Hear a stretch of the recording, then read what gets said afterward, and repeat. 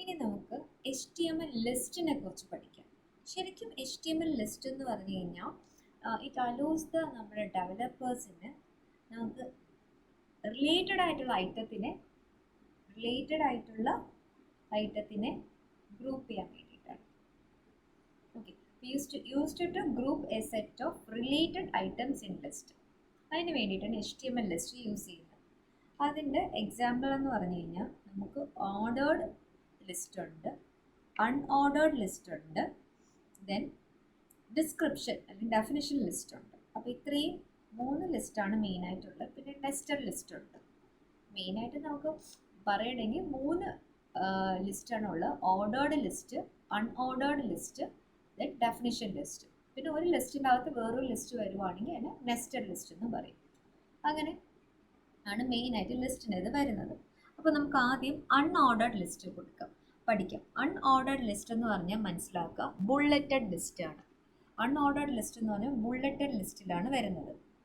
Okay, bulleted ലിസ്റ്റിലാണ് unordered ഇത് വരുന്നത്. Bulleted list എന്ന് പറയുമ്പോഴത്തേക്കും നമ്മൾ അതിൻ്റെ അകത്ത് കുറേ ഐറ്റംസ് കൊടുക്കുകയാണെങ്കിൽ ആ ഐറ്റംസ് എല്ലാം ഡിസ്പ്ലേ ചെയ്ത് വരുന്ന ബുള്ളറ്റ്സിലായിരിക്കും. പക്ഷെ അത് യൂസ് ചെയ്യാനായിട്ട് മനസ്സിലാക്കുക, അൺഓർഡേർഡ് ലിസ്റ്റിൻ്റെ അകത്ത് 2 ടാഗ് യൂസ് ചെയ്യും. ഫസ്റ്റ് ടാഗ് എന്ന് പറയുന്നത് UL, അൺഓർഡേർഡ് ലിസ്റ്റ് എന്ന് കാണിക്കാൻ വേണ്ടി UL അത് ഓപ്പൺ ചെയ്യുക, അത് ക്ലോസ് ചെയ്യുക. ഓക്കെ, ഇനി UL മാത്രമായിട്ട് വർക്ക് ചെയ്തില്ല, അതിൻ്റെ അകത്ത് വേറൊരു ടാഗ് ഉണ്ട്, LI ടാഗ്. ലിസ്റ്റ് എന്ന് കാണിക്കാൻ വേണ്ടിയിട്ടാണ് LI. അത് ഓപ്പൺ ചെയ്യുക, അത് ക്ലോസ് ചെയ്യുക. ഓക്കെ, അപ്പോൾ ഞാൻ ഇതിൻ്റെ അകത്താണ് നമ്മൾ ലിസ്റ്റ് ചെയ്യേണ്ട ഐറ്റംസ് കൊടുക്കുന്നത്. ഫോർ എക്സാമ്പിൾ, ഞാൻ ഇതിൻ്റെ അകത്ത് ഓറഞ്ച്,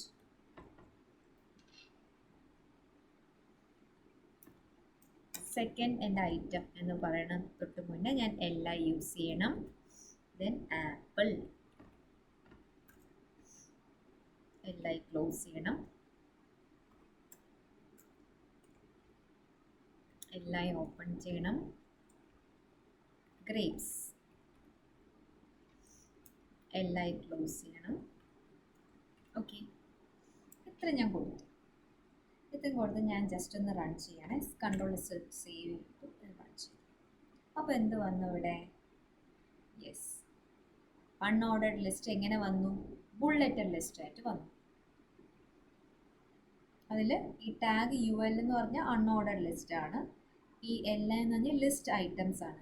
ലിസ്റ്റ് ഐറ്റം എന്ന് കാണിക്കാൻ വേണ്ടിയിട്ട് LI.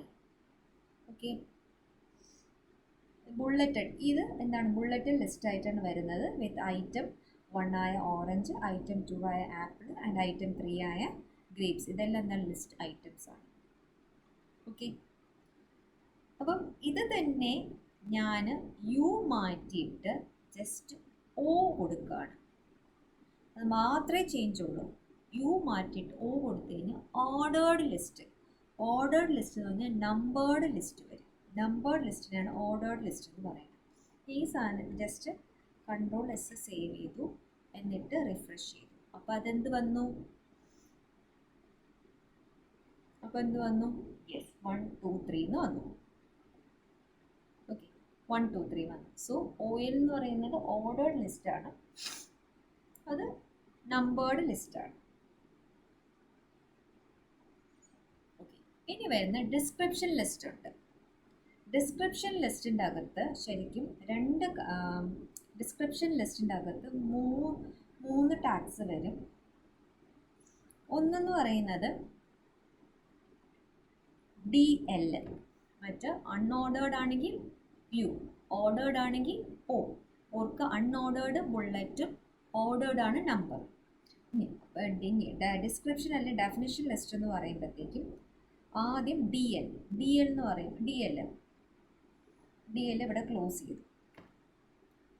അതിൻ്റെ അകത്ത് വരുന്നത് LI അല്ല, LIന് പകരം DL എന്ന് പറഞ്ഞാൽ stands for description list. Okay, description list. അതിൻ്റെ അകത്ത് ഏതൊക്കെ ടേം ആണെന്ന് നമുക്ക് ഡിനോട്ട് ചെയ്യണം. അപ്പോൾ LI അല്ല യൂസ് ചെയ്യുന്നത്, DT ആണ് യൂസ് ചെയ്യുന്നത്. DT, ഡി ടി ഇവിടെ ഓപ്പൺ ചെയ്യുക, ഡി ടി ഇവിടെ ക്ലോസ് ചെയ്യുക. ഓക്കെ, ഡി ടി ഇവിടെ ക്ലോസ് ചെയ്യുക. ഇനി അതേപോലെ തന്നെ ഈ ഒരു ഡി ടി എന്ന് ഉദ്ദേശിക്കുന്നത് എന്താണ്? ഡിസ്ക്രിപ്ഷൻ ടേം ആണ്. ഡിസ്ക്രിപ്ഷൻ ടേം ആണ് എന്ത് പറയുന്നത്? ഡി ടി എന്ന് പറയുന്നത്. അതിൻ്റെ അകത്ത് ഒരാളും കൂടെ വരും, ഡി ഡി. സോ ഡിസ്ക്രിപ്ഷൻ ലിസ്റ്റിൻ്റെ അകത്ത് 2 ടാഗ് വരും, ഡി ടി വരും, ഡി ഡി വരും. What is D T? D T is description term. What is D D? Description definition. അതെന്താന്നുള്ള ഡിഫറൻസ് ഞാൻ പറഞ്ഞു തരാം, അതും ക്ലോസ് ചെയ്യണം. ഓക്കെ, അപ്പോൾ ഇതെന്ന് പറഞ്ഞു കഴിഞ്ഞാൽ ശരിക്കും നടക്കുന്നതെന്ന് പറഞ്ഞു കഴിഞ്ഞാൽ ആദ്യം ഇതിൻ്റെ അകത്തുള്ള, ഇപ്പം ഞാൻ ഇതിൻ്റെ അകത്ത് ഡി ടിക്കകത്ത് ഞാൻ ഇങ്ങനെ കൊടുത്തു, HTML ഞാൻ കൊടുത്തു ഡി ടിക്കകത്ത്. ഇനി ഈ HTMLൻ്റെ ഡെഫിനിഷൻ എന്താണ്? ഇതിൻ്റെ ഡെഫിനിഷൻ എന്താണ്? ഇത് എന്താണ് ഞാൻ ഉദ്ദേശിക്കുന്നത്? അത് അതിൻ്റെ തൊട്ട് താഴെ വരും. അപ്പം എനിക്കപ്പോൾ അതിൻ്റെ അകത്ത് വരേണ്ടത് എന്താണ്? ജസ്റ്റ് ഞാൻ കൊടുക്കുന്നത് ലാംഗ്വേജ് അല്ലെങ്കിൽ hyper text markup language. So what is the usage of DD? Respective definition of the DT. DTയുടെ റെസ്പെക്റ്റീവ് ഡെഫിനിഷനാണ് ഇവിടെ കാണിച്ചിരിക്കുന്നത്. ഓക്കെ ആണോ? നമ്മൾ ജസ്റ്റ് ഞാൻ സേവ് ചെയ്തൊന്ന് റൺ ചെയ്ത് നോക്കാം. എന്ത് വന്നു? DLL. കാരണം ഒന്ന് DT വന്നു, അതിൻ്റെ ഡെഫിനിഷൻ താഴെ വന്നു. അതിന് തൊട്ട് മുന്നേ എനിക്ക് ഇങ്ങനെ വല്ലതും കൊടുത്തു കഴിഞ്ഞാൽ അതും കൂടെ അവിടെ വരും. ഒരു ഹൈഫണും കൂടെ അവിടെ വരും. അതേപോലെ എനിക്ക് വേറെ ഒരു DL കൂടെ കൊടുക്കണം എന്നുണ്ടെങ്കിൽ സെയിം എനിക്കത് കൊടുക്കാം.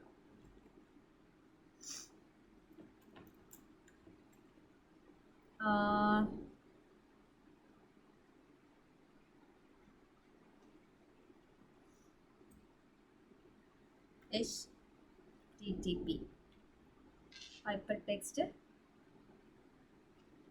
Transfer Protocol.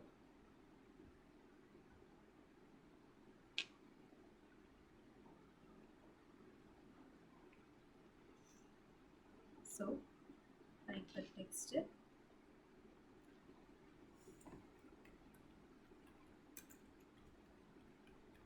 രണ്ടും കൂടെ വന്നു. അപ്പോൾ അതെങ്ങനെ വരും എന്നുള്ളത് നോക്കാം. സേവ്. 2 ഡിസ്ക്രിപ്ഷൻ ലിസ്റ്റ് വന്നു അല്ലേ? അതിൻ്റെ അകത്ത് ഫസ്റ്റ് ഡിസ്ക്രിപ്ഷൻ ലിസ്റ്റിൻ്റെ ഡിസ്ക്രിപ്ഷൻ ടേം എന്ന് പറഞ്ഞാൽ HTML.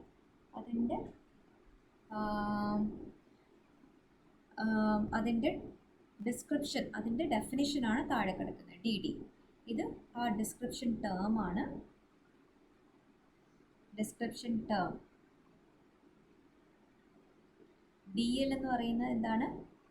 DL എന്ന് ഉദ്ദേശിക്കുന്നത് ഡിസ്ക്രിപ്ഷൻ ലിസ്റ്റ്. DT എന്ന് പറഞ്ഞാൽ ഡിസ്ക്രിപ്ഷൻ ടേം.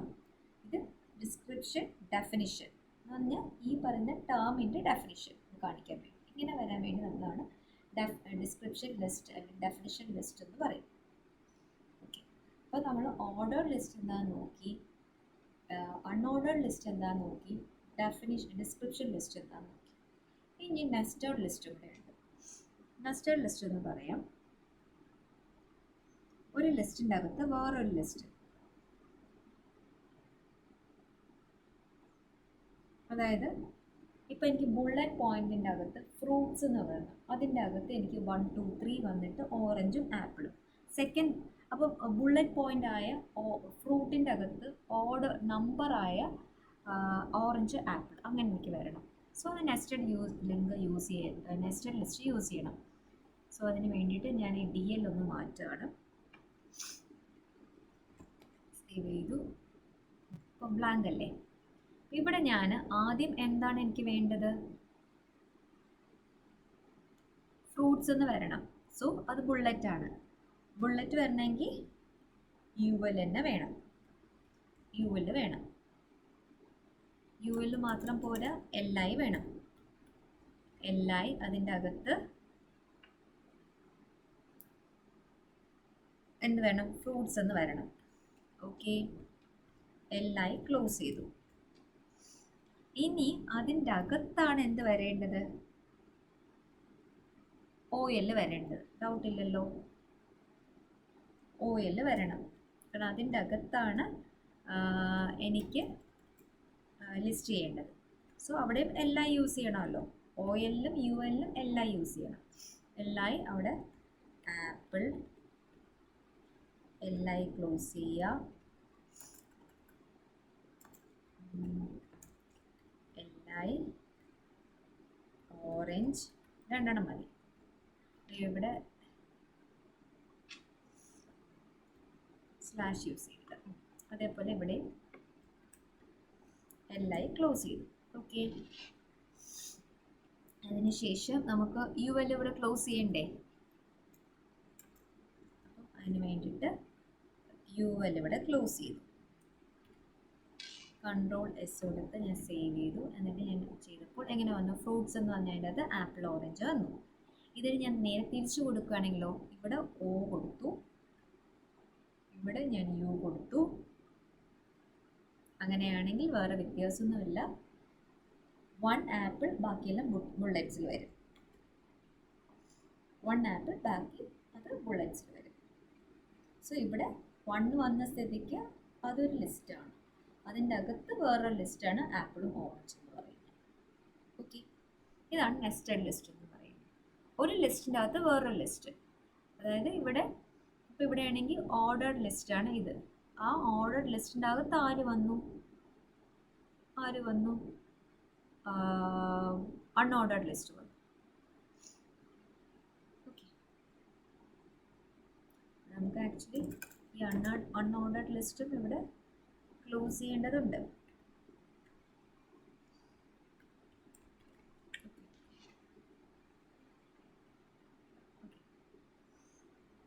അപ്പോൾ ഇതാണ് ലിസ്റ്റിൻ്റെ പറയുന്നത്. അതിൻ്റെ അകത്ത് ഓർഡർഡ് ലിസ്റ്റ് ഉണ്ട്, അൺഓർഡർഡ് ലിസ്റ്റ് ഉണ്ട്, ഡെഫിനിഷൻ ആൻഡ് ഡിസ്ക്രിപ്ഷൻ ലിസ്റ്റ് ഉണ്ട്, ദെൻ നെസ്റ്റഡ് ലിസ്റ്റ്.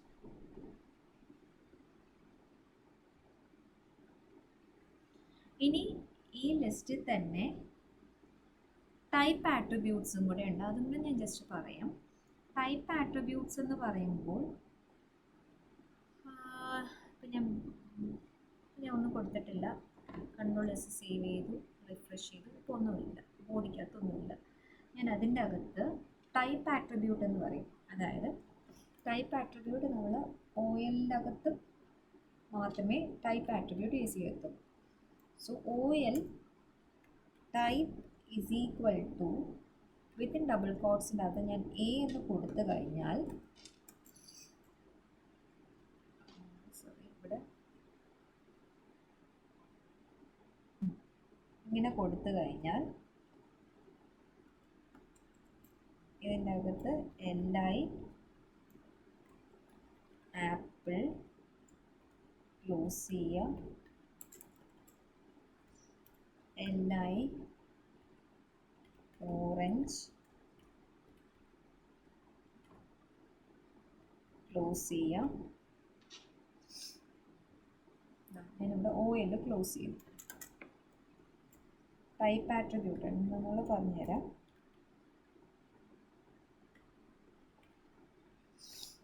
ഓക്കെ, അപ്പം ഞാനിവിടെ Ctrl+S കൊടുത്ത് സേവ് ചെയ്തു. ഇവിടെ എന്താ വന്നത്? ടൈപ്പ് ഞാൻ യൂസ് ചെയ്തപ്പോൾ ആപ്പിളിന് ഓട്ടോമാറ്റിക് A വന്നു, അടുത്ത് എന്ത് വന്നു? ഓറഞ്ച് വന്നു. അപ്പം ഞാൻ A മാറ്റിയിട്ട് 1 എന്നാക്കുവാണ്.